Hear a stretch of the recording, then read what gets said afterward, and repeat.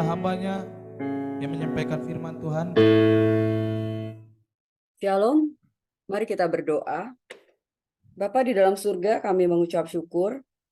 Hari ini biarlah kuasa Tuhan memenuhi setiap kami dengan hikmat dari setiap kebenaran firman Tuhan yang disampaikan.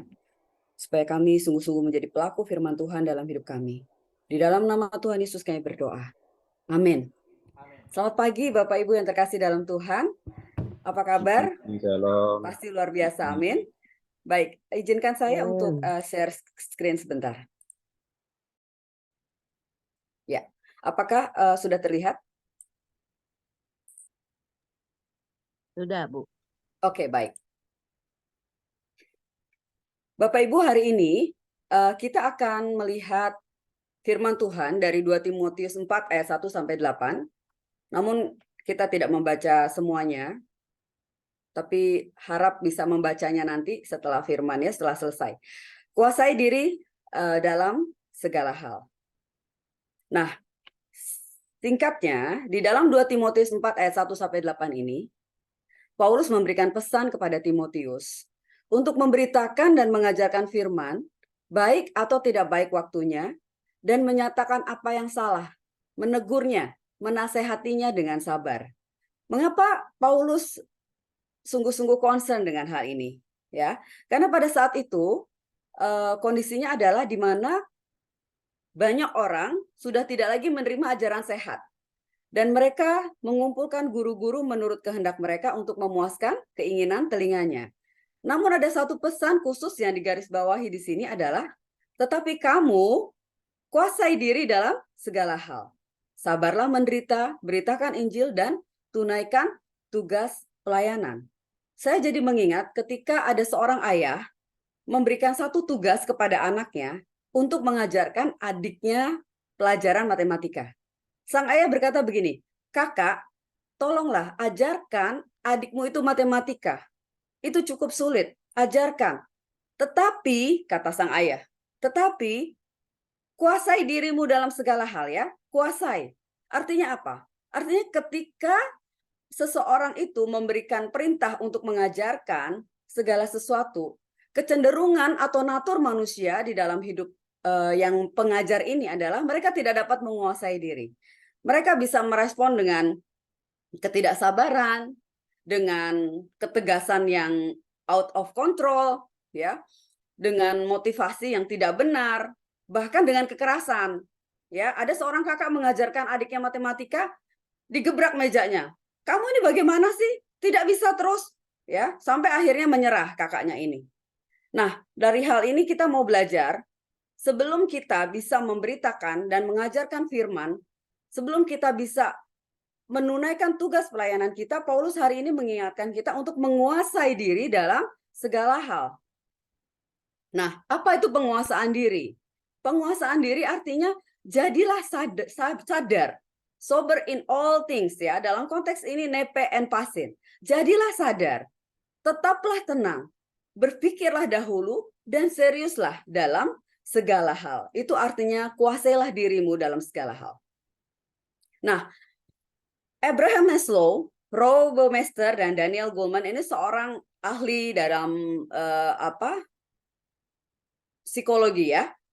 Mereka ini menyatakan ada banyak hal sebetulnya faktor-faktor yang mengapa secara natur manusia itu sulit menguasai diri.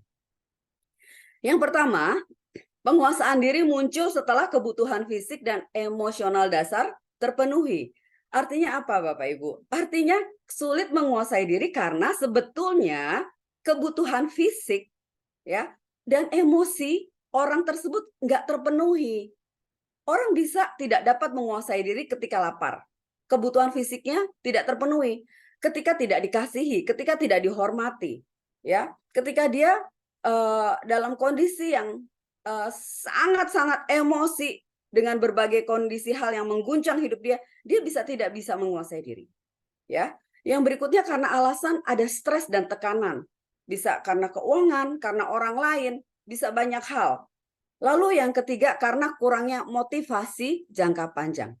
Nah, setidaknya 3 hal ini yang menyebabkan orang sulit menguasai diri, ya. Itulah sebabnya mengapa ketika seseorang tidak dapat menguasai diri, Akhirnya muncul satu respon, satu sikap yang namanya ablasi diri atau avoidance coping atau yang disebut dengan disengagement coping. Apa itu ablasi diri? Ablasi diri itu adalah proses di mana seseorang itu menjauhkan diri atau melepaskan dari tanggung jawabnya, dari kontrol dia atau keterlibatan dalam situasi atau tugas tertentu. Satu kondisi di mana orang lain sudah nggak bertahan untuk ada di tempat itu. Satu kondisi di mana orang ingin sekali berlari, bahkan ingin sekali mati, ya, sampai titik di mana dia tidak mau lagi hidup. Nah, ada nggak di Alkitab contoh orang atau seorang nabi yang mengalami posisi dalam ablasi diri? Ada, ya, ada. Siapa? Oke, sebentar. Nah, ini dia.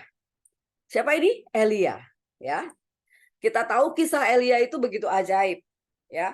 Tuhan bawa dia pada 3 tahun masa kekeringan dan dia ada di Sungai Kerit. Dia bertemu janda di Sarfat. Dia melihat sendiri bagaimana Tuhan membuat mujizat kepada janda tersebut, di mana roti dengan gandum, tepung dengan minyaknya nggak pernah habis, ya. Bahkan dia diperhadapkan dengan Ahab dan 450 nabi Baal. Itu perbuatan yang sangat dahsyat. Sampai akhirnya dia melihat keajaiban Tuhan, di mana Tuhan memakan habis dengan api dari atas untuk persembahan korban bakaran yang dipersembahkan oleh Elia di hadapan 450 Nabi Baal.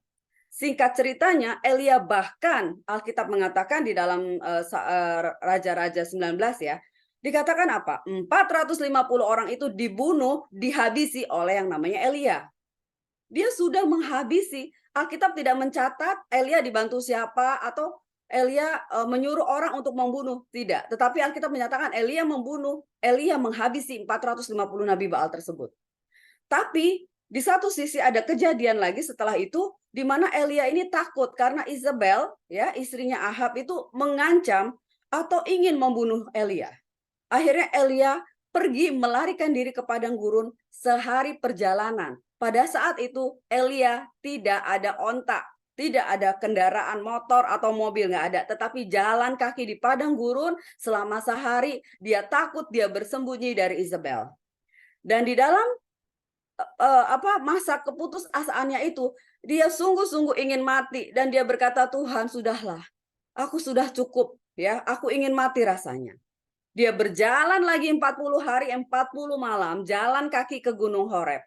Bahkan dia berkata sama Tuhan, Tuhan, aku ini udah bekerja segiat-giatnya bagi Tuhan. Ayat 10 dan ayat 14, 2 kali Elia bilang, Tuhan, aku ini udah bekerja segiat-giatnya. Nah, seringkali apa yang Elia alami ini kita alami.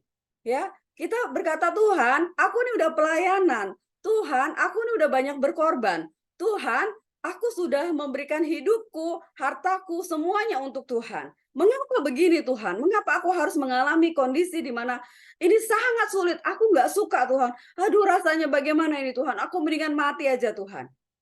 Ya, di dalam pelayanan kita pun kita sering kali menghadapi keputusasaan.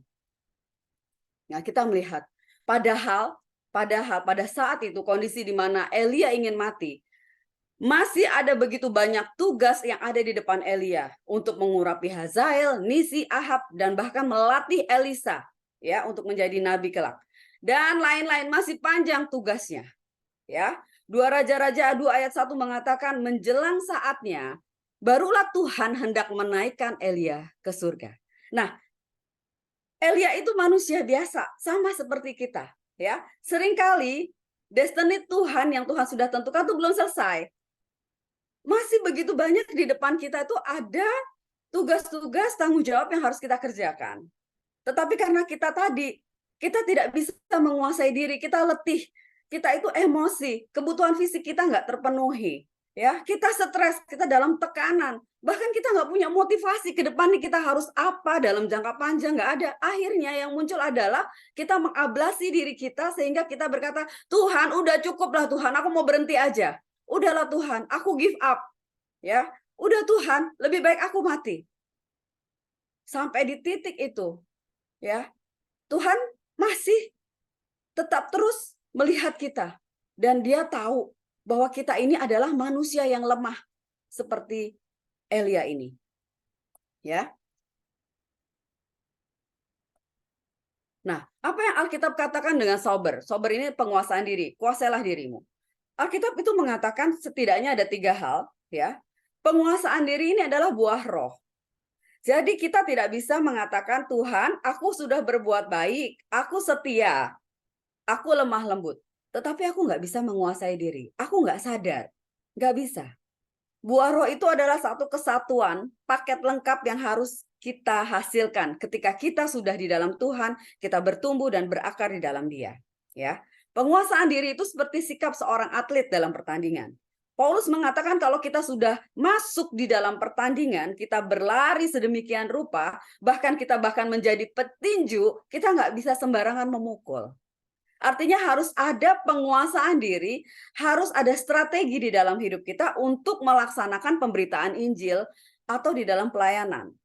Ya, penguasaan diri adalah sikap waspada adanya kehadiran iblis. Sebab 1 Petrus 5 ayat 8 sampai dengan 9 mengatakan, "Hei, sadarlah dan berjaga-jagalah. Lawanmu iblis berjalan keliling sama seperti singa yang mengaum-ngaum dan mencari orang yang dapat ditelannya."